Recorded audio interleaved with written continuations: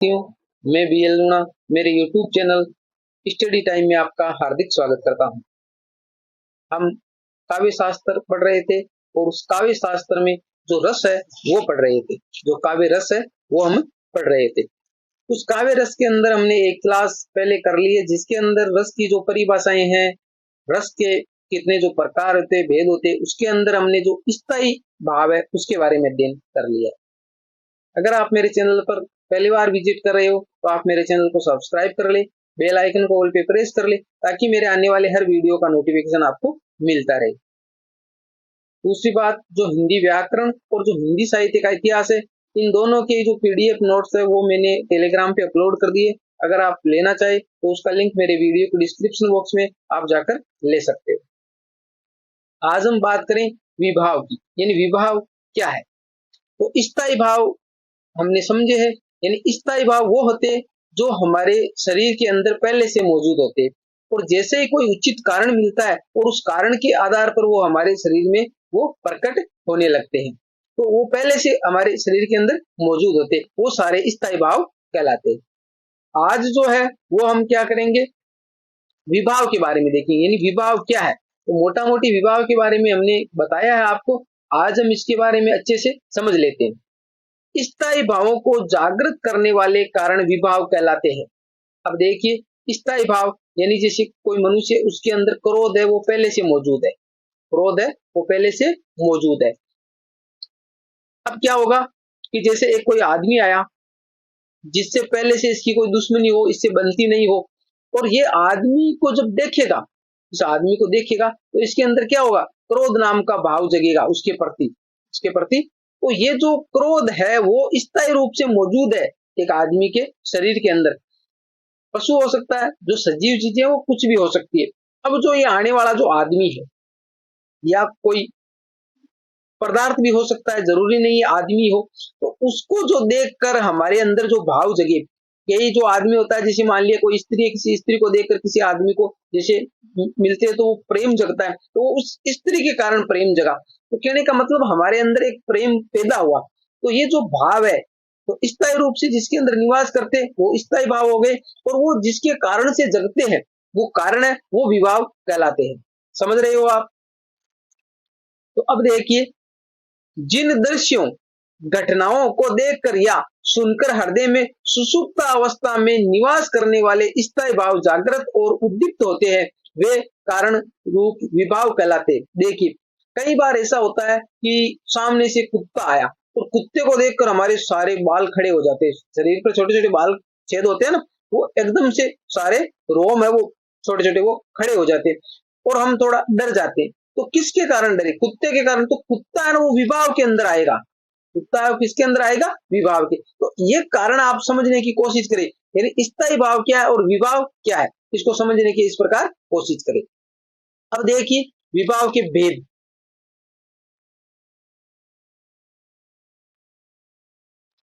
विभाव के दो भेद होते हैं। कितने भेद होते हैं, दो होते हैं। एक होता है आलंबन विभाव और दूसरा होता है उद्दीपन विभाव। आलंबन विभाव और उद्दीपन विभाव। तो पहले हम आलंबन विभाव के बारे में जानेंगे। आलंबन विभाव क्या है। जिन कारणों के द्वारा सहृदय के चित्त में स्थायी भाव जागृत होते वे आलंबन विभाव कहलाते हैं। यानी आलंबन विभाव क्या है कि जिन कारणों से, तो वो कारण कौन से, जैसे मान लिया कोई आदमी आया वो कारण हो गया जिसके कारण हमारे क्रोध जगा, कोई स्त्री है जिसके कारण हमारे प्रेम जगा तो वो स्त्री कारण है, कोई कुत्ता है जिसके कारण हम डरने लगे, हमारे शरीर के बाल खड़े हो गए। तो ये जो कारण है सारे वो आलंबन विभाव के अंतर्गत आएंगे। ठीक है, किसके अंदर आएंगे, आलंबन विभाव। क्योंकि इसके कारण जो सहृदय, सहृदय कौन है, जिसके अंदर स्थायी भाव पहले से मौजूद है, वो सहृदय जिसके भाव जागृत होते हैं। तो ये सारे कारण है वो आलंबन विभाव के अंदर आएंगे। आपसे पूछा जा सकता है कि कोई लाइन देके इसमें से आलंबन विभाव कौन सा है। जैसे किसी शत्रु विशेष को देखकर वीररस उत्साह का जागृत होना, वह शत्रु विशेष को आलंबन विभाव माना जाएगा। समझ में आ गया। ठीक है, आगे देखो।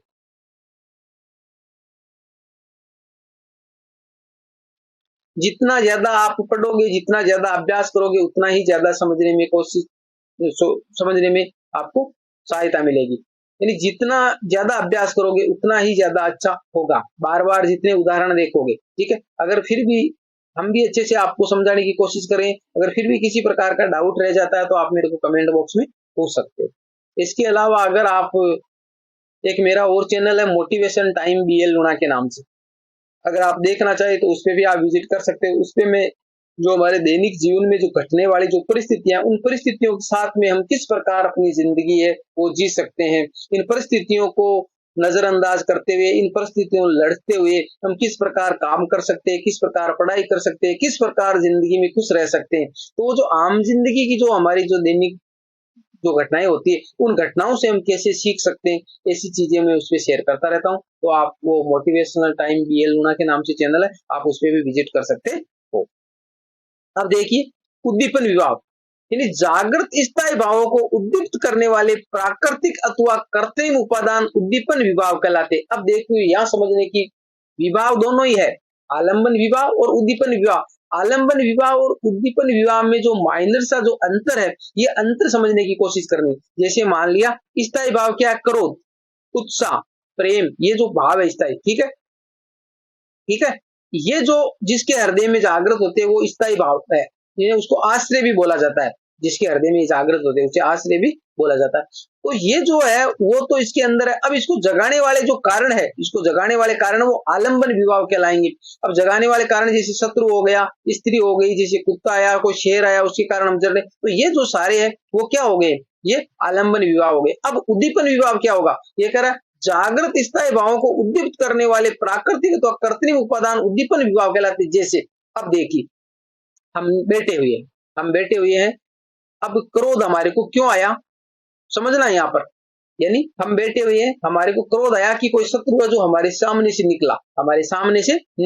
अब उस शत्रु को देखते हैं, हमारे को क्रोध आया, शत्रु को देखते हैं क्रोध आया, तो वो शत्रु क्या हो गया, शत्रु आलंबन विभाव हो गया।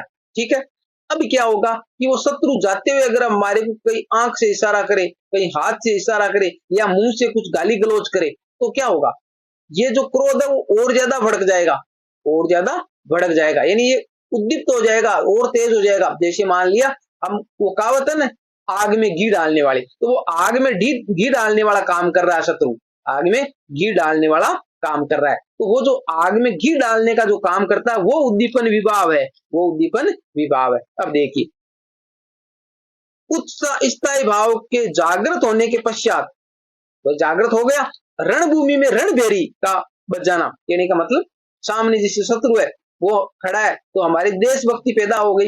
अब देशभक्ति हमारे को बता दिया गया कि भाई जो शत्रु है और उसको हमारे को लड़ना है, मारना है, काटना है, जो भी है। अब वो हमारे अंदर क्या, एक उत्साह जगा हुआ है, और उसी टाइम अगर एक रणभेरी बजा दिया जाए, यानी एक जोश भरा गाना चला दिया जाए, तो हमारा उत्साह और तेज हो जाएगा, होगा ना। तो वो जो गाना है वो उद्दीपन विभाव है, वो गाना जो चलाया गया है वो उद्दीपन विभाव। देखो, रणभेरी का बजाना, देशभक्ति गीतों का संगीत सुनाई देना तथा शत्रु के द्वारा ललकारना, अपशब्दों का प्रयोग करना, स्वाभिमान को चुनौती देना, उद्दीपन विभाव में आते हैं सारे। ठीक है, तो आलंबन विभाव और उद्दीपन विभाव को आप अच्छे से समझ गए होंगे। आलंबन विभाव है वो है जो कारण है, ठीक है, और वो जो कारण है, वो कारण अगर हम उसको, जो कारण पैदा हुआ, जैसे शत्रु, या जैसे मान लिया स्त्री, हम जैसे एक पार्क है, एक पार्क में बैठे हुए हैं, अब उस पार्क में बैठे हुए हैं और सामने से कोई स्त्री आ गई जिससे पहले हमने कभी प्रेम किया हुआ हो या हम प्रेम करते हैं, तो हमारे अंदर क्या होगा, एक प्रेम की भावना जगेगी, एक प्रेम जगेगा। अब वो स्त्री जैसे पास आके बैठ जाए और उसके बाद में ऐसा माहौल आ जाए कि एकदम से थोड़ा ठंडा माहौल हो जाए, मंद मंद ठंडी हवाएं चलने लगे, धीरे धीरे बरसात होने लगे, तो वो प्रेम और ज्यादा तेज हो जाएगा, होगा या नहीं होगा। तो ये जो घटनाएं हैं, ये घटनाएं जो आम जिंदगी में जो घटती है, इन आम जिंदगी में घटने वाली घटनाओं को लेकर हम इसको पढ़ने की कोशिश करेंगे तो अच्छे से समझ में आएगा। क्योंकि उद्दीपन विभाव, आलंबन विभाव, स्थायी भाव, अनुभाव, ऐसे शब्द हम आम जिंदगी में काम में नहीं लेते, और आम जिंदगी में जो काम में नहीं लेने वाले शब्दों से अगर हम इसको रटने की कोशिश करेंगे तो हम ज्यादा दिन तक इसको याद नहीं रख सकते। तो आपको सिंपल भाषा में आम जिंदगी के उदाहरणों के साथ में जोड़कर इसको पढ़ना है, तो ही आप अच्छे से इसको कर पाओगे। तो आपको समझ में आ गया। अब देखो, उद्दीपन विभाव के दो भाग होते, उद्दीपन विभाव के कितने भाग होते, दो भाग होते।